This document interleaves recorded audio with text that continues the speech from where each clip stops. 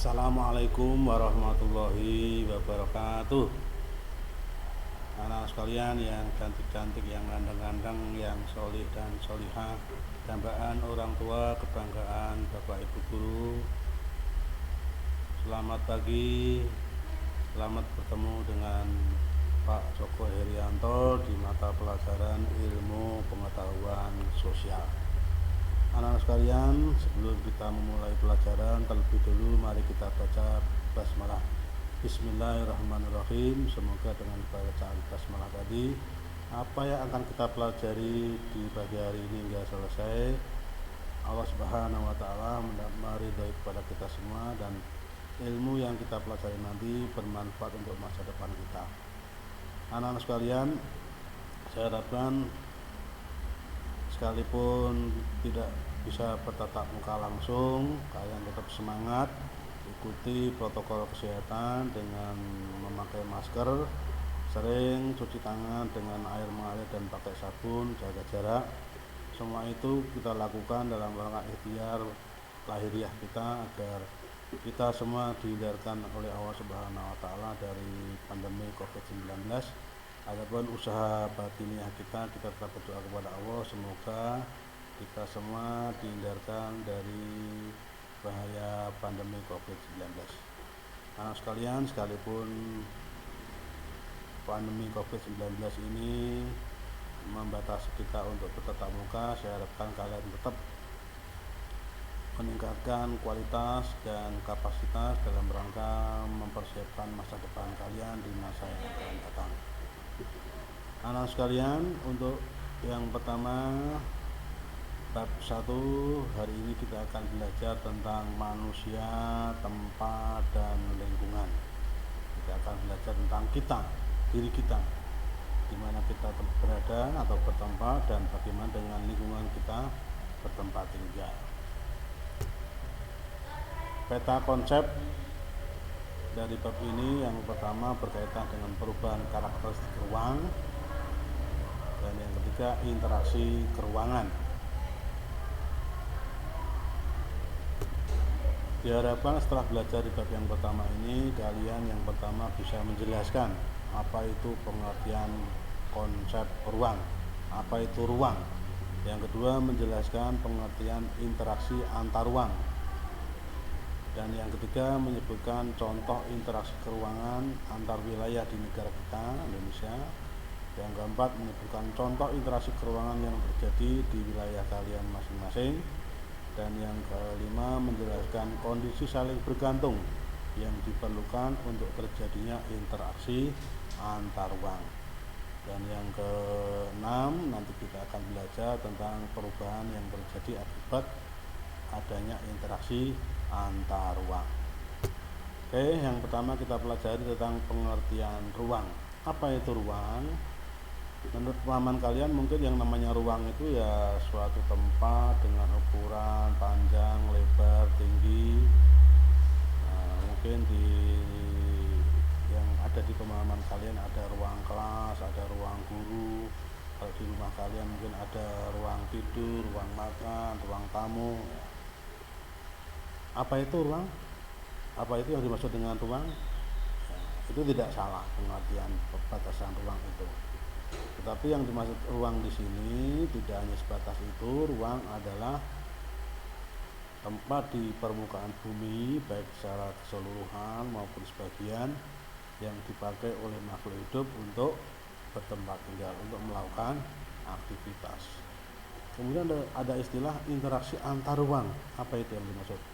Interaksi antar ruang adalah pergerakan orang, pergerakan manusia, pergerakan barang, pergerakan informasi dari satu daerah ke daerah lain, atau dari daerah asal menuju daerah tujuan. Itu yang dimaksud dengan interaksi antar ruang. Ada beberapa kondisi saling bergantung yang diperlukan untuk terjadinya interaksi antar ruang atau interaksi keruangan. Yang pertama yaitu saling melengkapi, complementarity. Yang kedua, kesempatan antara, intervening opportunity. Dan yang ketiga, kemudahan transfer atau keadaan dapat diserahkan atau dipindahkannya barang ataupun informasi ataupun orang atau transfer ability manusia maksudnya. Yang pertama, saling melengkapi, complementarity, atau ada yang menyebut dengan istilah regional complementarity. Apa maksudnya? Yaitu kondisi saling melengkapi yang terjadi bila ada wilayah-wilayah yang berbeda komoditas yang dihasilkannya. Misalnya di daerah dataran tinggi banyak dihasilkan sayuran, sementara di daerah pesisir pantai banyak dihasilkan ikan segar, ikan laut. Kondisi kedua tempat ini akan saling melengkapi satu dengan yang lain.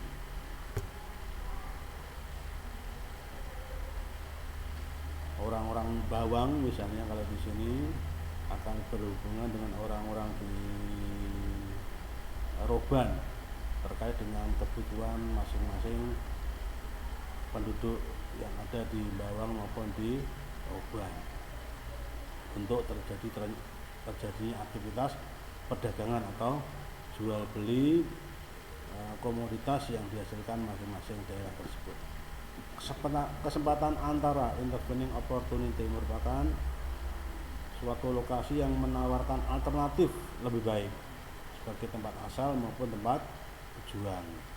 Bila seseorang akan membeli sesuatu produk, maka dia tentunya akan memperhatikan faktor jarak dan biaya yang diperlukan untuk memperoleh produk tersebut. Itulah kesempatan antara. Pengertian ruang dan interaksi. Pengertian ruang dan interaksi adalah segala sesuatu yang hidup di bumi ini perlu lebih banyak ruang untuk melaksanakan hidup mereka. Tanpa ruang, manusia dan semua makhluk hidup lainnya tidak akan bisa memiliki tempat tinggal tentunya.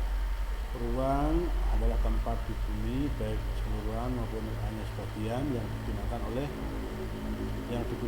oleh hal-hal untuk hidup. Ruang tidak hanya sebatas udara bersentuhan dengan permukaan bumi, tapi juga lapisan bawah atmosfer mempengaruhi permukaan bumi. Ruangan juga termasuk air di permukaan bumi ini juga ruangan, baik meliputi laut, sungai, danau, dan di bawah permukaan tanah, air tanah dengan kedalaman tertentu. Ruangan juga termasuk lapisan tanah dan batuan di lapisan tertentu menjadi sumber daya bagi kehidupan. Beberapa badan atau makhluk hidup juga merupakan bagian dari ruangan. Oleh karena itu, batas ruangan dapat didefinisikan sebagai tempat atau unsur-unsur lain yang mempengaruhi kehidupan di permukaan bumi. Setiap ruang memiliki karakteristik. Setiap ruang di permukaan bumi ini memiliki karakteristik tertentu yang berbeda dari satu daerah dengan daerah yang lain. Tidak ada satu lokasi pun yang sama persis dengan lokasi yang lain.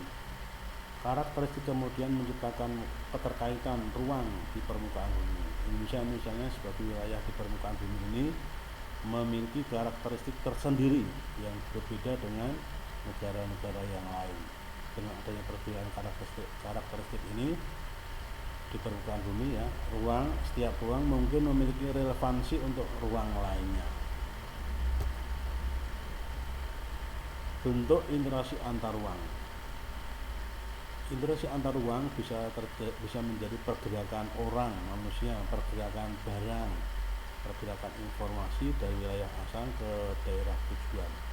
Menurut Bintarto 1987, interaksi merupakan proses timbal balik yang memiliki pengaruh pada perilaku, baik melalui kontak langsung maupun tak langsung.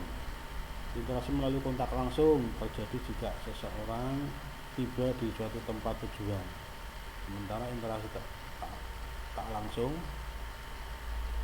bisa terjadi seperti dengan membaca berita, melihat televisi, dan lain sebagainya. Interaksi dapat terjadi dalam perjalanan mereka untuk bekerja, migrasi, perpindahan penduduk, wisata, menggunakan fasilitas umum, perdagangan internasional, dan lain-lain. Bentuk interaksi lainnya dapat berupa mobilitas penduduk, gerakan manusia, interaksi melalui transfer ide dan informasi yang berkaitan dengan komunikasi, pergerakan barang atau energi yang disebut dengan adanya transportasi. Itu semua merupakan bentuk-bentuk interaksi antar ruang. Sementara ada 6 perubahan akibat adanya interaksi antar ruang. Yang pertama, berkembangnya pusat-pusat pertumbuhan.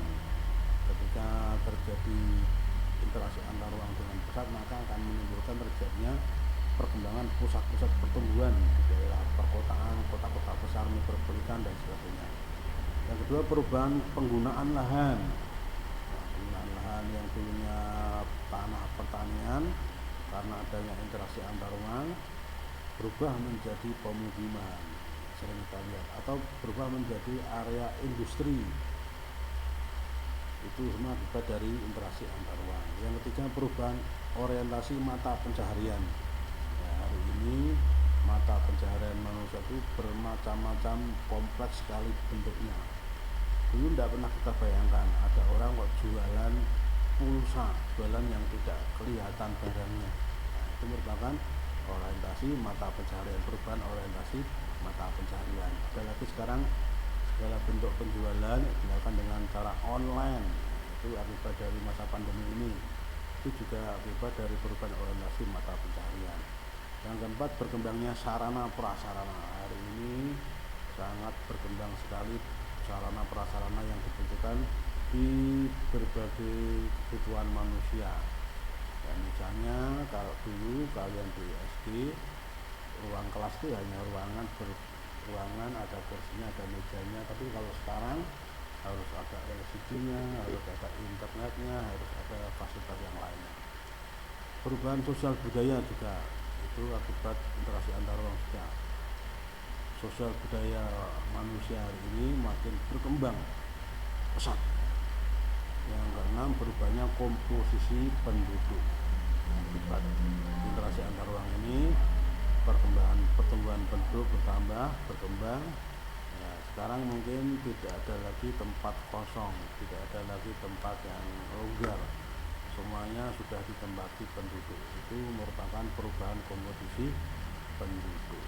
Ya, itulah materi bab pertama tentang ruang dan interaksi antar ruang serta akibat yang terjadi atau akibat yang ditimbulkan akibat adanya interaksi antar ruang. Saya kira demikian untuk bab yang pertama ini. Kemudian silakan pelajari buku-buku kalian untuk menambah lebih memahami materi bab yang pertama ini, dan juga tolong dikerjakan tugas aktivitas mandirinya di kertas LPS untuk dikumpulkan pada protokol di pertemuan tatap muka yang akan datang. Saya kira demikian, kita akhiri. Akhirul qauli subhanakallahumma wa bihamdika asyhadu an la ilaha illa anta astaghfiruka wa atubu ilaik. Assalamualaikum warahmatullahi wabarakatuh.